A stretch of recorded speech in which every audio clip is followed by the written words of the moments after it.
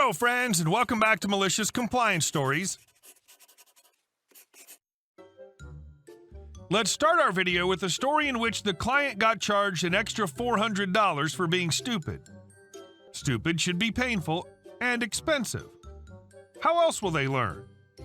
But before we begin, don't forget to subscribe to our channel if you're new here and turn on notifications so you don't miss a new video every single day. Here we go. You want to deal with a man? All right, so be it. Okay, so I run a smallish business with my mother, uncle, aunt, and occasionally brother and girlfriend. Fireworks, balloons, various stuff, and decorations for events, weddings, funerals, other businesses, etc., etc. Small town, not crazy busy, but not swatting flies out of boredom. So guy walks in Monday, wants a huge balloon arch and some other designs, plus fireworks, plus some custom-made stickers for the coming Sunday for his wedding. My mom greets him, I was at the bank at the time, and asks him to elaborate on what he needs. He gets all smug and demands to speak to the man who's usually at the store, me, because a woman wouldn't understand the complexity of the order. Mind you, my mother is literally the backbone of the entire business. She makes the balloon designs, sets them up nice and pretty, arranges them, the whole shebang. So she tells him to come back tomorrow, when I'll be in. I come back from the bank, she tells me the story, and tells me to handle it, although she'd prefer if we didn't deal with the idiot at all. So malicious compliance time. Monday goes by, Tuesday comes, and I head to the shop. Dude walks in around 11 a.m. My mom nudges me to let me know he's the guy. I start with the whole, hey, welcome, what can we do for you, blah, blah, blah, and he starts telling me his complex order. I stop him, tell him I have to go to the bank, it's urgent, and he can tell my mom what he needs. She'll be more than able to help him. His face goes fully sour and asks when I'll be back. I tell him in 2 to 3 hours, give or take. He can either wait for me or come back tomorrow. He waits for an hour or so and leaves. Comes back Wednesday morning, same story. I have to meet our supplier, he'll be out 2 to 3 hours. He waits again for the second day in a row. Thursday comes around, he walks in again. This time I fully intend to listen to him, so I grab a pen and paper and am ready to take notes. He asks for 3 of our simplest balloon designs, and cheap ones at that, in 3 different colors, some basic fireworks, and asks if we can be at the wedding to set it up and light the fireworks. After a certain level, fireworks must be lit by professionals with specific licenses. Us. So I look him dead in the eye and let him know that I have absolutely no idea how to help him, seeing as the balloons and the fireworks are not my area of expertise, and I'll have to defer to my mother. His face turns pale. He begrudgingly tells her all the same things he just told me. She writes it down and lets him know that he'll be charged extra for the things he wants because we should have been told on Monday, and now we're going to have to spend all night making it. So it's going to be an extra 40%. The price tag of all the stuff was around $1,000. He starts losing it, refusing to pay that much for the things and the service. Thing is, nobody else does what we do, at least not anywhere close. So my mother very kindly lets him know that had he told her what he needed on Monday instead of waiting for me, he wouldn't have to pay the 40% extra. And if he wasn't going to book us on the spot, then the extra charge would climb as we'd have even less time to fulfill the order. He obviously agrees because there was nothing else he could do, pays up and leaves. We went to the wedding, did our job, got paid, and he was probably PO'd as hell the entire time. And our second story. Noisy neighbor caught by his own police call. So a few years back, I, 20-year-old male, had a small 2-room flat in a very old building in which you could hear everything. My bedroom was right next to the wall of my neighbor's, 27-year-old male, flat. He was a stupid, entitled lunatic who always played video games until 4 or 5 a.m., and he had some kind of problem with losing an MP. So every time he'd lose, he'd start screaming, throwing things around and punching the wall, waking me up almost every night. At the time, I was doing 2 jobs and needed every second of sleep I could get. I tried talking to him on several occasions, but nothing helped. He thought it was his right to throw tantrums like that in his flat no matter the time, so no arguments could help the situation. Fast forward a few months and nothing improved, and I was getting crazy about this. One Saturday night, I had a little poker game running in my flat with a few friends, and my neighbor was having one of his usual tantrums. Since I had guests and they didn't like we turned up the music, everybody listened to something different, so there was a good mix of death metal, techno, industrial, and hardcore.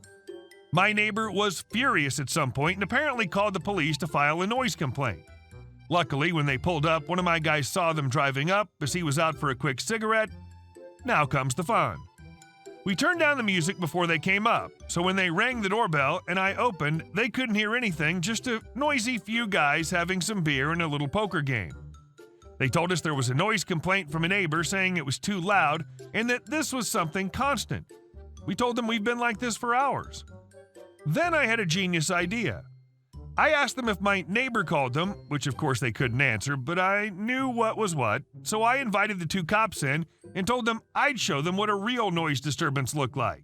I led them to my bedroom where one could still hear my neighbor throwing tantrums, and I told the cops the whole story, and since they were already here, that I would like to file a noise complaint against them. The cops were shocked at the noise you could hear from the other flat and went directly over to his flat to tell him to shut the hell up and that he'd get reprimanded by written letter to keep the noise down and don't call the police for false emergencies.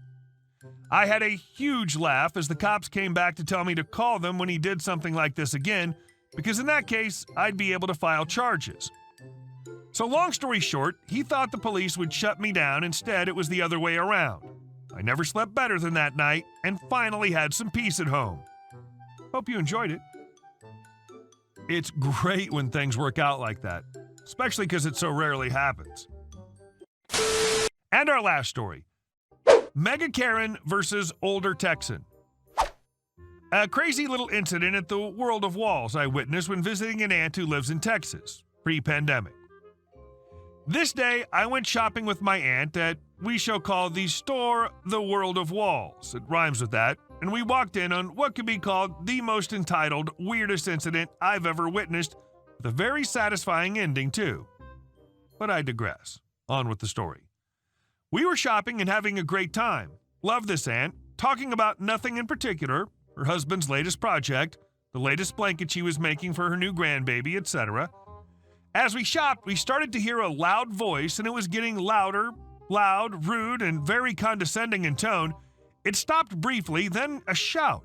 "Get the F out of the way!" No responding voice, so the shout came again, even louder. I said, "Get the F out of my way!" Being curious and a bit nosy, we went in that direction and found a woman that was every bit the description of a Karen.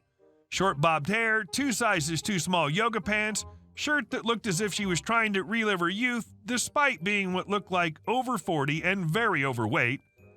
She was shouting at an older man who, in all appearances, was in no hurry and wasn't about to hurry just because she was being impatient.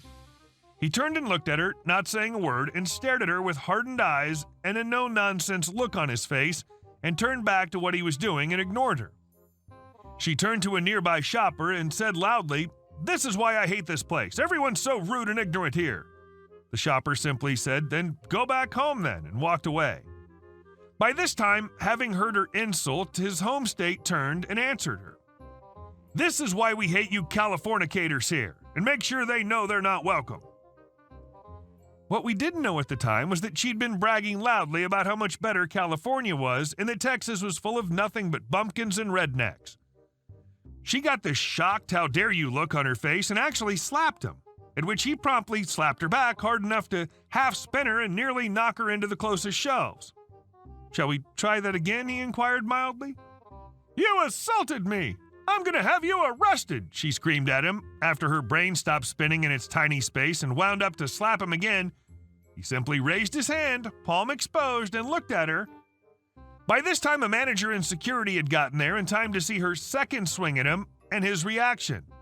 They helped her up to her feet. She immediately started with crocodile tears and woe is me tale and told a heavily embellished version of what happened.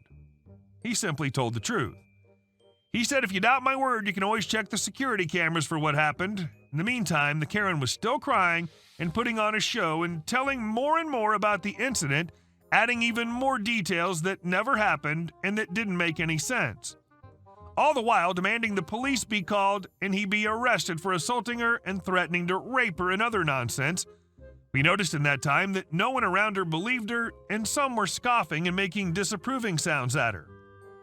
In the end, Karen was the one being escorted out in cuffs, and she went, kicking and screaming all the way and earning herself several assault on officer charges for kicking the officers and spitting on them in the process and being charged with the destruction of store property. Kicked over 2 displays and destroyed a shelf as she was dragged out. The gentleman was fine and not charged with anything. Turns out he was, and is, an ex-Texas Ranger himself. Yes, they do still exist, but not like the old days of the Old West. They're actually a separate law enforcement agency from regular police or state troopers. As a rule, don't mess with Texas Rangers. I'm old enough to remember Chuck Norris. Damn, I'm old. Hey guys, thank you all for watching the video. I'll see you in the next one.